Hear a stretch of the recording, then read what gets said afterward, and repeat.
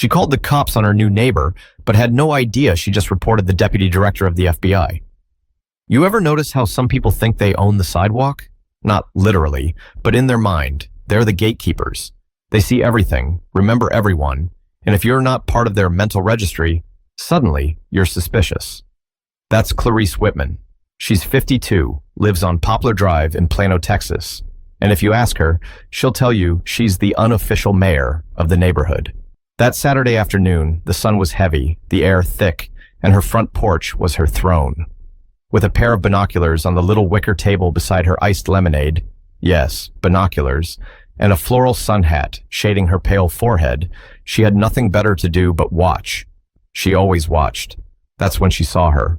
A black woman, mid-40s, lean build, dark green swimsuit, sunglasses on, lying by the pool at the corner house that had just sold 3 weeks ago. A paperback book rested on her stomach. Her hair was pulled back into a tight puff. She looked comfortable, too comfortable. Clarice sat up in her chair. She hadn't seen a moving truck, no welcome party, no introductions, no attempt to greet the neighbors. And now this woman had the audacity to sunbathe, like she owned the place. Clarice grabbed her phone and squinted at the figure again. Something felt off. She tapped the non-emergency line in her contacts, hesitated for a half second, then shook her head and pressed call. Collin County Police Dispatch, what's your emergency? Clarice's voice turned syrupy, the kind reserved for customer service calls and concerned citizen complaints. Hi, yes, I'm calling from Poplar Drive. I think someone might be trespassing.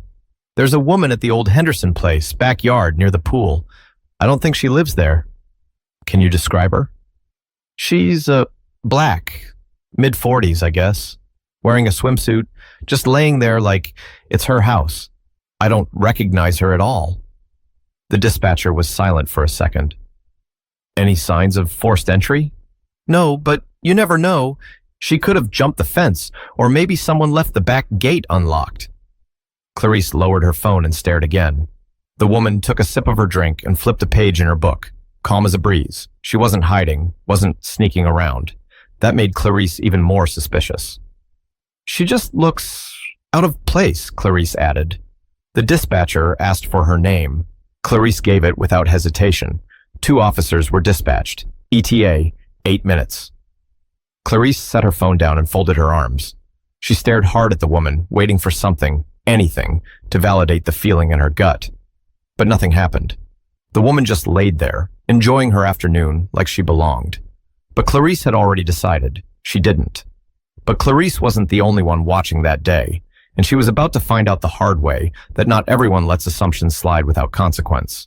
Clarice had lived on Poplar Drive for 19 years, long enough to see families come and go, lawns grow patchy and then lush again, kids sprout into teenagers and drive away in dented used cars. In her mind, she was the keeper of standards. If trash bins weren't rolled in by dusk, if grass reached over 2 inches, if Halloween decorations stayed up past November 5th, Clarice noticed, and she remembered. The corner house used to belong to the Hendersons. Sweet couple, retired, traded Texas for Arizona when arthritis made winters here feel like punishment. Clarice had baked them a bundt cake when they moved in. She never got the pan back, but she remembered the for sale sign coming down. The blind stayed shut for a week or 2, then slowly, signs of life. A car in the driveway. Porch light left on. Once or twice, Clarice caught sight of a woman, maybe that same woman, walking in or out, always alone, always quickly. No introductions, no block-wide email, just movement in the shadows. That rubbed Clarice the wrong way. Around here, neighbors said hello. You made yourself known. There was a rhythm, a way things were done. Clarice wasn't alone in her feelings either. At least once a week, she spoke to Carol Ferguson down the block. Carol had thoughts too. She keeps to herself, Carol whispered one afternoon on the phone, and you know what that usually means. Clarice did know, or at least she thought she did. So when she made that call, it wasn't just about the woman at the pool. It was about what that woman represented, a change in tempo, a disruption to the unspoken rules. Still, something buzzed in the back of her mind. What if she was wrong? She brushed it off and stood from her porch chair, stepping behind the tall hedges at the edge of her yard. From there, she could get a better view of the Hendersons' backyard, now the mystery woman's backyard. The sun reflected off the water, the faint sound of jazz hummed through outdoor speakers, and the woman's head gently nodded to the beat. Clarice squinted. That patio furniture looked expensive. That grill was stainless steel, top of the line, and the landscaping, impeccable. There were no weeds, no overgrown bushes, no sign that the property had been neglected for even a day. She's either a professional cleaner, Clarice muttered under her breath, or the sentence never finished. 8 minutes after her call, a black and white squad car cruised slowly down Poplar Drive. Another followed. Clarice straightened her blouse and stepped forward like she had just happened to be outside watering her flowers. The first officer, tall, tan-skinned, square jaw, stepped out and looked around. "Are you the caller, ma'am?" Clarice smiled, trying to sound casual. "Yes." "That's her, right there, in the backyard." The officer peered through the slats in the wooden fence. His partner moved to the side gate, which was unlocked. They slipped inside, careful but not exactly quiet. Clarice stayed behind, her heart suddenly beating faster. Maybe she'd finally proven her point. But on the other side of that fence, someone was already standing up, and she wasn't the one who was about to be caught off guard. Danielle Monroe heard the gate creak before she saw them. 2 shadows stretched across the concrete beside the pool, growing longer with each step. She lifted her sunglasses slightly, just enough to make eye contact. Her hand rested on the arm of her lounger, fingers curled around the cold glass of iced tea. Calm, steady, she didn't flinch. "Ma'am," one of the officers called out, "we're responding to a report of trespassing. Can we speak with you for a moment?" Danielle slowly sat up. Her book slipped off her lap and onto the chair beside her. She took a breath, placed her drink on the patio table, and stood. Her movements were deliberate, measured, like someone who had rehearsed this exact scene before. "I live here," she said, voice firm but polite. "This is my house." The taller officer, badge reading R. Ortega, shifted his weight. "We got a call from a neighbor who wasn't sure. Do you have ID, ma'am?" Danielle tilted her head just slightly. "Sure, I do." She walked over to the small patio cabinet, opened it, and pulled out a leather tote. No rush, no panic. As she unzipped the inside pocket, she looked directly at Officer Ortega. "Out of curiosity," she asked, "do you usually ask people sunbathing by their pool to show ID, or only when someone looks like me?" The other officer, Officer Perry, young, maybe 30, pale and clearly uncomfortable, glanced at his partner. "It's just standard protocol, ma'am. Nothing personal," he offered. Danielle gave a tight smile. "It's always nothing personal until it is." She pulled out a wallet, opened it, flipped it directly to her badge. It gleamed in the sun. "Federal Bureau of Investigation." Deputy Director Ortega blinked, took half a step back. Danielle didn't move. She watched them. Not angry, not smug, just tired. "I bought this house 3 weeks ago," she said. "Moved in last Friday. I've been too busy to meet the neighbors because I've been in Washington preparing testimony for a Senate Intelligence Committee. But today, I decided to take the afternoon off. Thought I'd enjoy my own backyard. You'll understand if I didn't expect company." Perry cleared his throat. "We didn't know, ma'am. Sorry, someone called it in." Danielle turned and walked back to her lounger. She sat down and reached for her book again. "Let me guess. White woman, short brown hair, binoculars on the porch?" Ortega didn't answer, but his eyes gave it away. Danielle nodded to herself. "Figures." There was a pause. Neither officer knew what to say. The silence stretched until Danielle spoke again. "Tell her she can stop watching me now, and maybe go clean her own backyard before worrying about mine." Officer Ortega muttered another apology, nodded, and the two turned to leave. The gate clicked shut behind them. Back on the porch, Clarice stood with arms crossed, trying to read the officers' faces. They didn't stop to talk, didn't say a word, just walked back to their cruisers and drove off. Clarice's stomach dropped. That woman wasn't a trespasser. She was the owner. And not just that, someone important. But this wasn't just a moment of embarrassment for Clarice. It was the start of a storm she couldn't control, and the neighborhood was about to feel it too. Clarice stood frozen on her porch, still holding her glass of lemonade like it could anchor her to the moment. Her face felt hot, not from the sun, but from something else. Shame, maybe, or fear, she wasn't sure which. The officers didn't even glance her way as they pulled off. No explanation, no handshake, Just a tight turn of the wheel and a quick roll down Poplar Drive like they were eager to escape the awkwardness that had just happened. Clarice looked back toward the yard. The woman, Danielle, was still there, sitting comfortably now, book in hand again. It was as if nothing had happened, as if Clarice hadn't tried to throw her afternoon into chaos with one phone call. Clarice stepped inside her house and shut the door. The air conditioning felt too cold against her skin. She walked to the kitchen and set the glass down on the counter, then stood there for a long moment, not moving. Deputy Director of the FBI. That sentence rolled around in her head like a stone in a dryer. She walked to the living room, picked up her tablet, and did a quick search. Danielle R. Monroe, FBI. The articles loaded instantly. Images of Danielle standing next to senators, giving press statements, attending high-security briefings. Appointed just 3 months ago. A career federal agent. Ivy League educated. Commended for undercover work. Lived briefly in D.C., Baltimore, Phoenix. Clarice stared at the screen, her face slowly draining of color. She wasn't just wrong. She was loud and wrong. And the whole thing, it was avoidable. Her phone buzzed. A message from Carol. Heard the cops were on your street. Everything okay? Clarice didn't answer. She opened Facebook and started scrolling. It was only a matter of time before someone posted about it. Someone always did. And sure enough, there it was. A blurry photo snapped through a fence, 2 cops in a backyard, a woman in a swimsuit holding what looked like a badge. The caption read, "When the new neighbor turns out to be a boss." The comments were worse. "Y'all really called the cops on the FBI? LOL. This is why folks mind their business." Poplar Drive about to end up on the news. Clarice put the tablet down. Everything felt off now. Her heartbeat was slower but heavier, like her chest had been stuffed with cotton. Her house, once her sanctuary, suddenly felt smaller. The doorbell rang. Clarice flinched. Her feet stayed planted for a few seconds longer than necessary before she forced herself to walk to the door. She looked through the peephole. Danielle Monroe stood on the other side. No sunglasses now, just her face, calm, composed, unreadable. Clarice opened the door halfway. Danielle didn't wait. "Good afternoon," she said.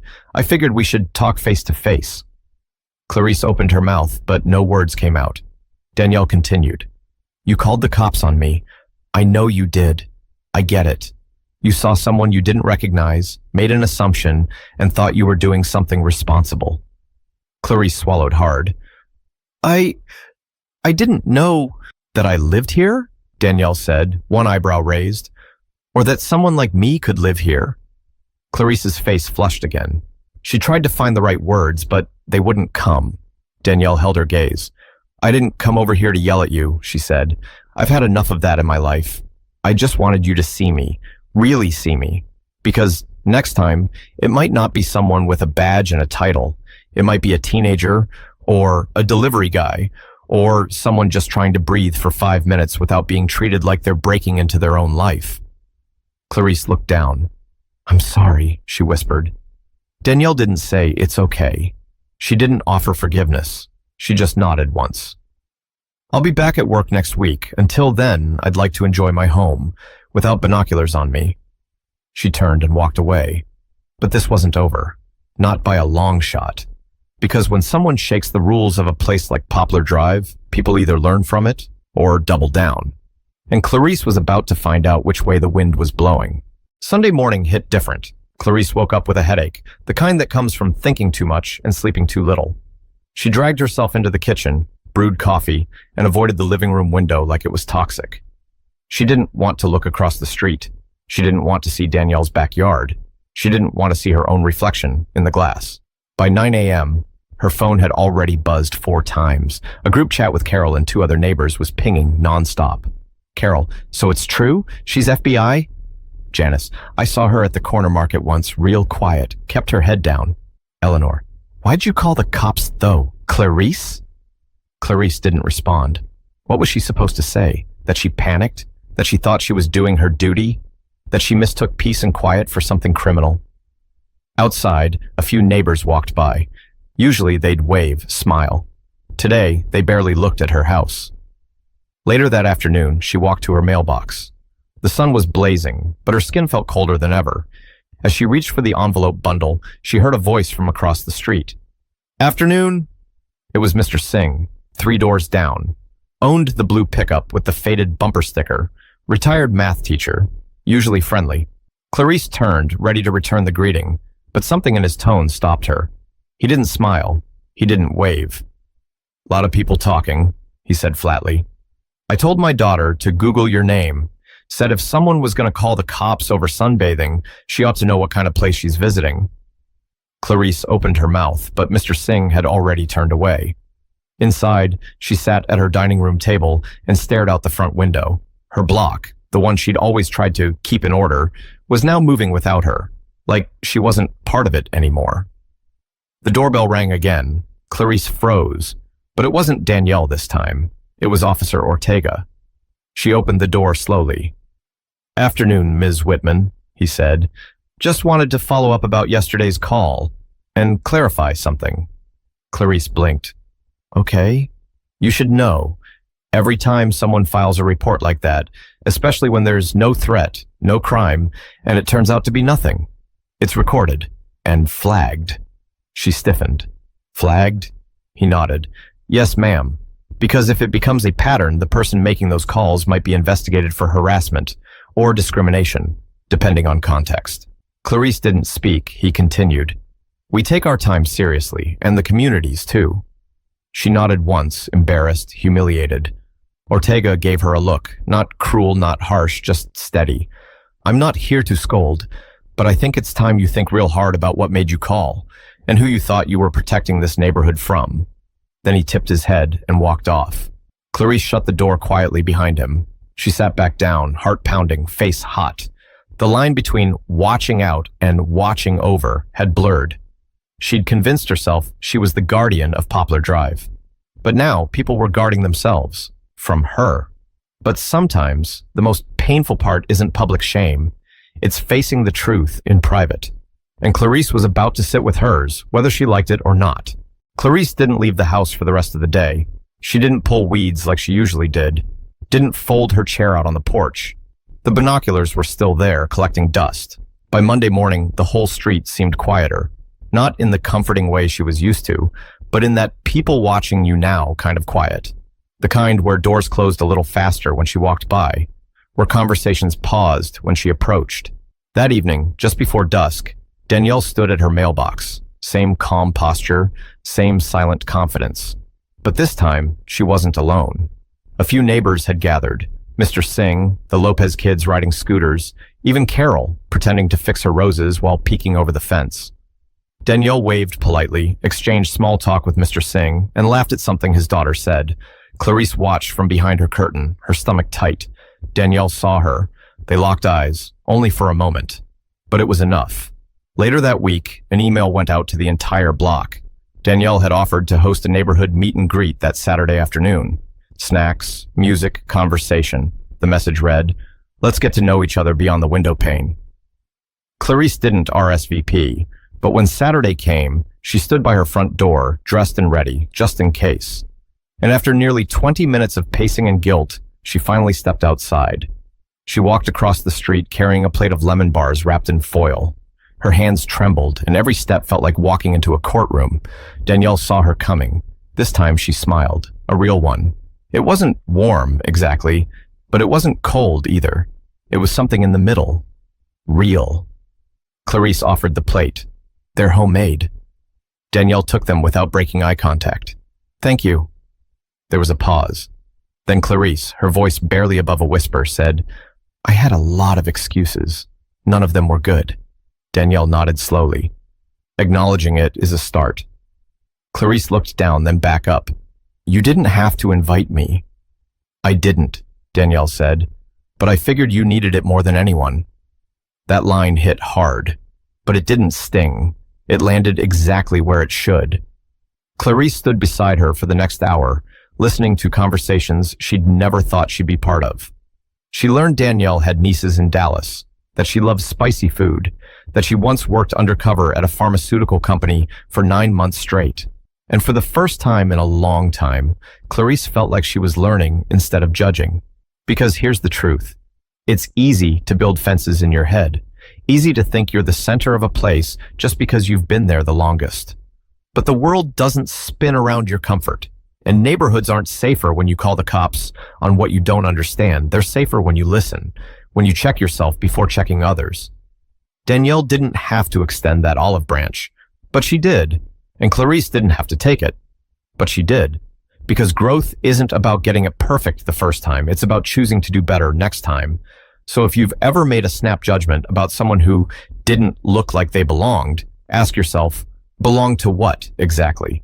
And who gave you the right to decide? That's today's story. If it made you pause, reflect, or just see things from a new angle, share it.